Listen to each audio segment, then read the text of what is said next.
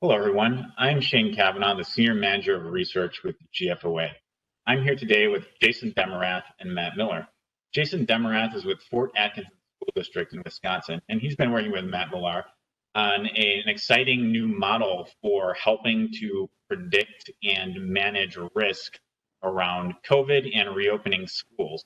Jason, why don't you tell us a little bit about what you've been up to?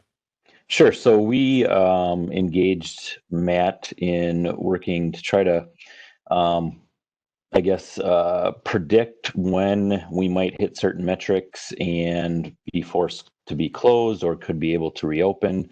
And we're looking for something to give us kind of a heads up as opposed to just waiting to see what the data hit that day and then figuring out whether or not we had to close and scrambling to let parents know that we weren't coming back the next day or in a day or two. So we work with Matt to develop what you see here, what we're calling a warning system. And I'll kind of go through this and talk about how we're using it. So right now here in Fort Atkinson, we are closed because we met county metrics a couple weeks ago to switch to only virtual because of our infection level here in Wisconsin and Jefferson County. So right now we're virtual. Our county infection level is 31. Our county has adopted the Harvard guidance around COVID. So anything above 25 cases per 100,000 on a 7-day rolling average, they ask us to go virtual. And our school board has adopted the county guidance that they're using. So right now we're at 31, which is why we're currently closed. And however, what Matt is monitoring for us is what's the trend looking like and when might we be able to reopen. So right now the trend is stabilized and is going down.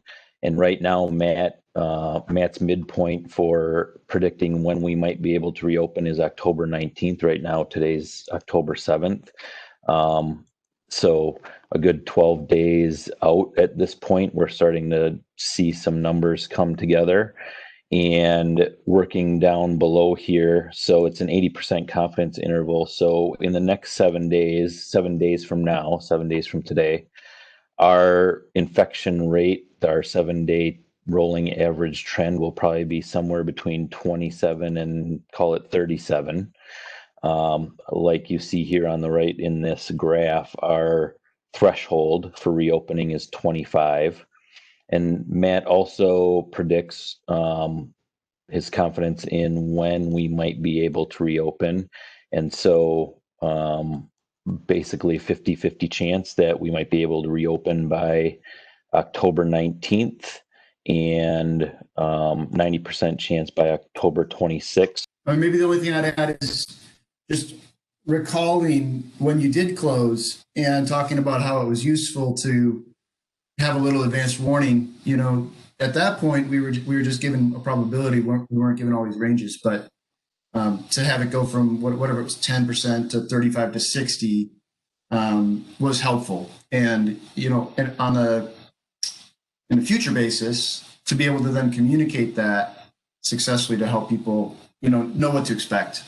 Right. Yeah. So we when it got close, we saw the trend going up, and Matt and I were working together, and he just kind of let me know over the course of a few days that maybe it was a 10% chance we'd close, and then it crept up to 35, and then it crept up to 50%, and so we at least had at that point a day or two heads up of it's looking more and more likely that this might happen. So we could have a little more advanced notice. This tool that's now developed that we're using is much more even advanced notice at this point. So my company's been doing COVID forecasts for basically since January.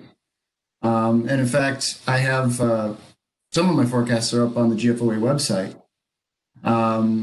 But in the last 4 months, I've developed the capability to give forecasts for a week or a month or 3 months or 6 months down to the state and even the county level.